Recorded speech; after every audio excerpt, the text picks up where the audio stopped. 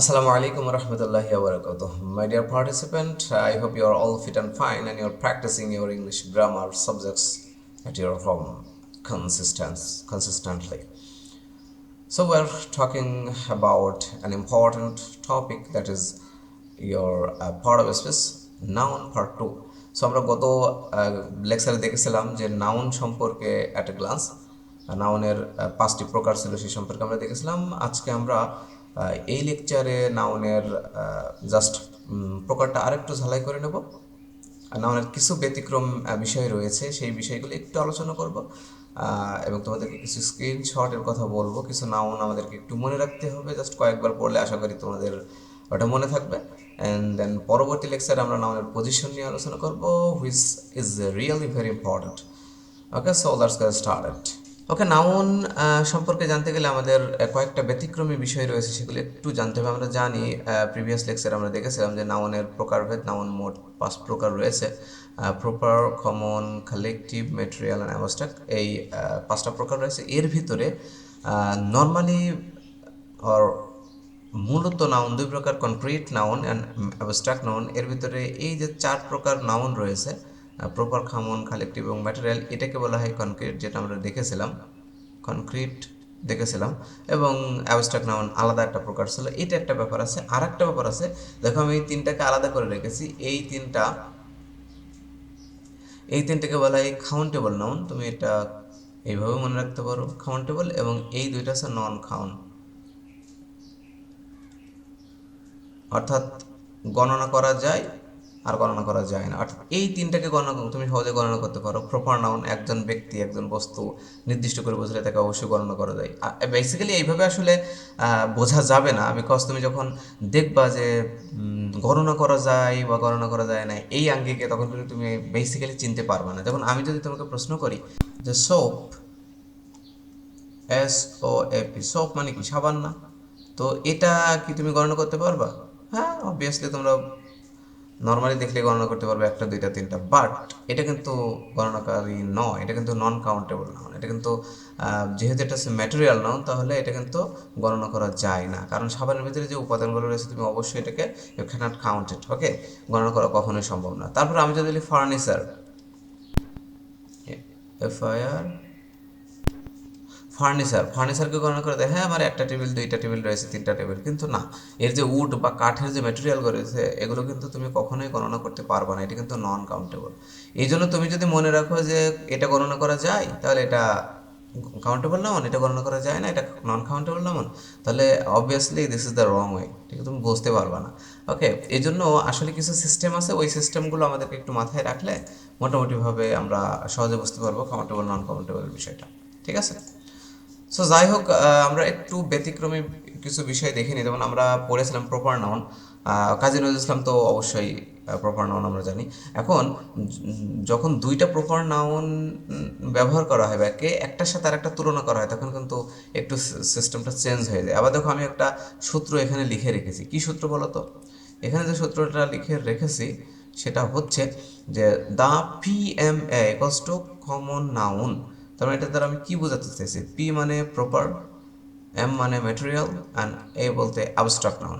অর্থাৎ এই তিনটা নাউনের আগে যদি তুমি কখনো আর্টিকেল দা দেখো, তাহলে অবশ্যই সেটার প্রপারও থাকবে না, ম্যাটেরিয়ালও থাকবে না এবং অ্যাবস্ট্রাক্টও থাকবে না, সেটা হয়ে যাবে কমন নাউন। এটা প্রায় প্রায় পরীক্ষায় আসতে দেখা যায়।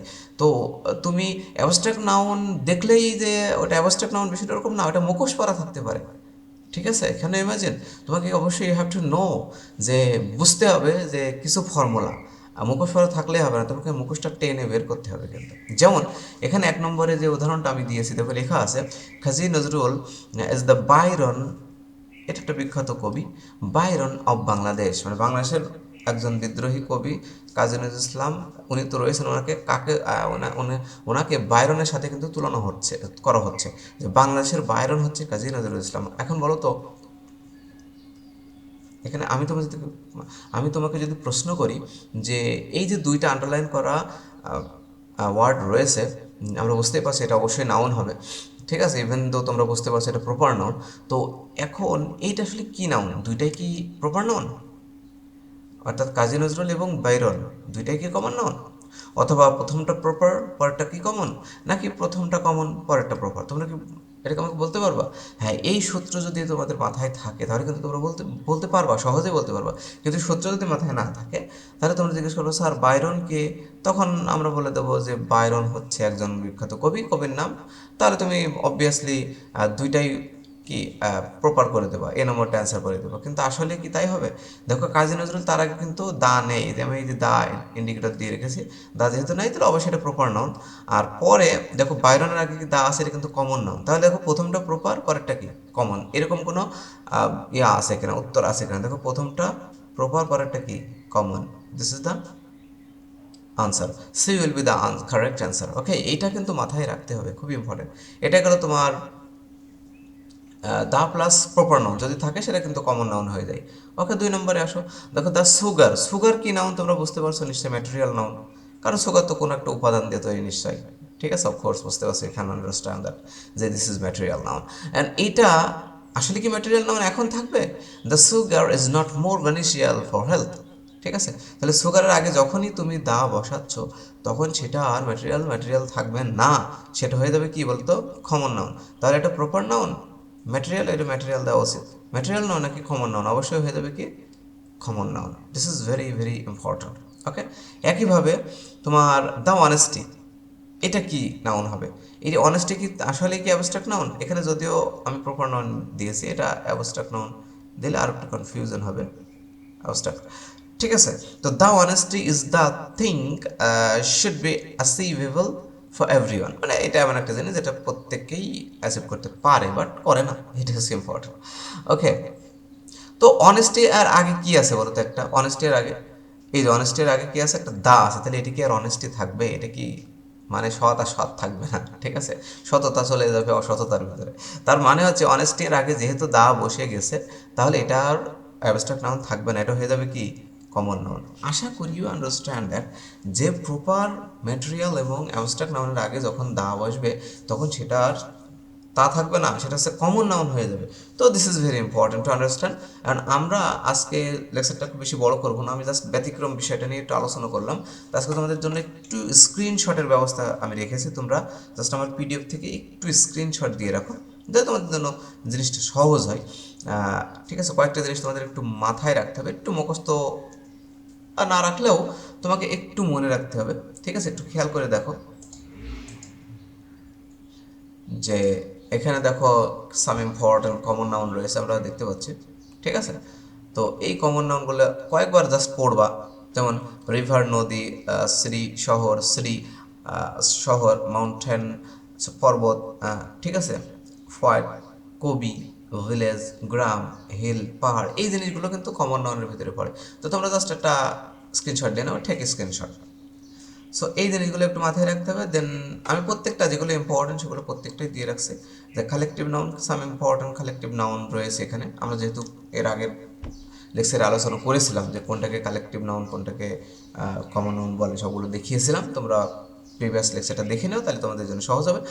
সো এখানে কিছু কালেকটিভ নাউন আছে, আর্মি, ঠিক একটা সমষ্টি বোঝাচ্ছে আর্মি, বান্ডল একটা পুটলি, প্যানেল বিশেষজ্ঞ দল, জুরি বিচারক মণ্ডলী। জুরি শব্দটা কিন্তু প্রায় আসে, এটা কোন ধরনের নাউন? ঠিক আছে, this is collective noun which is very important, এটা একটু মেমোরাইজ করা দরকার।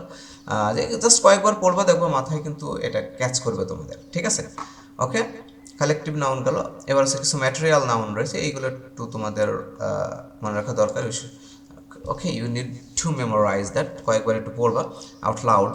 সো একটু জোরে জোরে কয়েকবার নিজেকে শোনালেই অবশ্যই তোমার ব্রেনটা মনে করে নেবে যে this is very important word that should be memorized, এবং সে কিন্তু মনে রাখবে। This is scientifically truth. So এটা একটু মাথায় রাখবে যে ম্যাটেরিয়াল নাউন একটু করে নেবে, গোল্ড মানে সোনা, ব্রোঞ্জ, হ্যাঁ এটা একটা উপাদান, একটা পদার্থ, উড কাঠ, সিলভার রূপা, হ্যাঁ ওকে, ব্রাশ এটা হচ্ছে পিতল, হ্যাঁ ব্যাম্বো বাঁশ, আয়রন লোহা, এই জিনিসগুলো কিন্তু বোঝা যাচ্ছে কোনো নিশ্চয়ই কোনো না কোনো উপাদান দ্বারা তৈরি, এই জন্য this is called material noun. Okay, so এটা একটু স্ক্রিনশট দিয়ে নাও। And finally abstract noun which is very very important to memorise.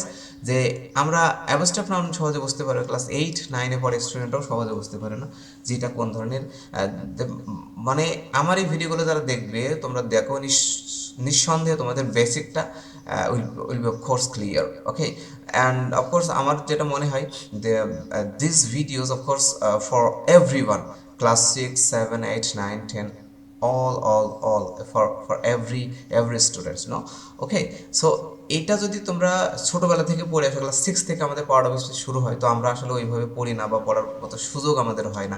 তো আমরা যদি বেসিক থেকে পড়তে থাকি, বেসিক থেকে জিনিসগুলো মানে আমরা আত্মস্থ করি, তাহলে আমাদের কিন্তু 9, 10 বা এসএসসিতে গিয়ে এতটা সমস্যা হয় না। আমি ক্লাস 9-এর ইংরেজি ক্লাস নিই, ঠিক আছে, এখনও জিজ্ঞাসা করে স্যার অ্যাবস্ট্রাক্ট নাউন কি, ঠিক আছে, মানে খুবই আশ্চর্যের বিষয়, আশ্চর্য লাগে আমার কাছে, বিকজ এটা কিন্তু ক্লাস 6-এর সিলেবাস। যখন বলা হয় তোমাদের সিলেবাসে আছে, তখন কিন্তু তারা বলে স্যার আমরা তো পড়িনি বা টিচাররা পড়ায়নি, এ বিভিন্ন রকম অজুহাত তারা দেখায়। কিন্তু তা দেখালে তো হবে না, সিলেবাসে তো রয়েছে। Of course you should have understood from your previous class. Okay, so some important abstract noun দেখো রয়েছে, যে অনেস্টি, সততা, যেগুলো ধরা যায় না, ছোঁয়া যায় না, অনুভব করা যায় মাত্র, ঠিক আছে, বা একটা ফিল আসে এই টাইপের, অ্যাঙ্গার, রাগ, অ্যাবিলিটি, সক্ষমতা, ঠিক আছে। সো ব্রেভারি, বীরত্ব, হ্যাঁ, স্যাডনেস, দুঃখ, অবিডিয়েন্স, আনুগত্য। ওকে, টেক স্ক্রিনশট প্লিজ। সো এটা একটা স্ক্রিনশট নিয়ে তোমরা জাস্ট কয়েকবার একটু মনে মনে একটু জোরে জোরে out loud, you should of course this word should be read out loud, বারবার বারবার জোরে জোরে পড়তে হবে, দেন তোমার কিন্তু মনে থাকবে। আমি এখানে কিছু কোশ্চেন দিয়ে রেখেছিলাম, সো এগুলো জাস্ট একটু দেখে রাখতে পারো। আমি জাস্ট এক নজরে একটু দেখাচ্ছি, তো তোমরা চাইলে একটু স্ক্রিনশট দিয়ে একটু দেখতে পারো আর কি, এখানে কোনটা কোনটা কোন ধরনের নাউন আছে, তোমরা চাইলে নিজেরাই বের করে রাখতে পারো। ঠিক আছে, পরবর্তী লেকচারে আমরা জাস্ট নাউনের পজিশন নিয়ে আলোচনা করব। So that's all for today friends. আজকে আমরা নাউন সম্পর্কে আরেকটু ডিটেলসে আলোচনা করলাম, তোমরা জাস্ট একটু দেখবো বাসায়, অবশ্যই তোমাদের জন্য ফলপ্রসূ হবে আশা করি। এবং পরবর্তী লেকচার আমরা নাউনের পজিশন নিয়ে আলোচনা করবো, that is very very important for your from your class 6